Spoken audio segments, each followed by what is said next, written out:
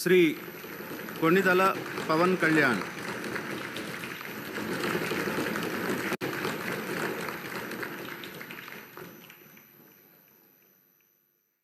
కొణిదల పవన్ కళ్యాణ్ అనే నేను శాసనసభ సభ్యుడిగా ఎన్నికైనందున శాసనం ద్వారా నిర్మితమైన భారత రాజ్యాంగం పట్ల నిజమైన విశ్వాసం, విధేయత చూపుతానని, భారతదేశ సార్వభౌమాధికారాన్ని, సమగ్రతను కాపాడుతానని, నేను స్వీకరించబోయే కర్తవ్యాన్ని శ్రద్ధాశక్తులతో నిర్వహిస్తానని దైవ సాక్షిగా ప్రమాణం చేస్తాను.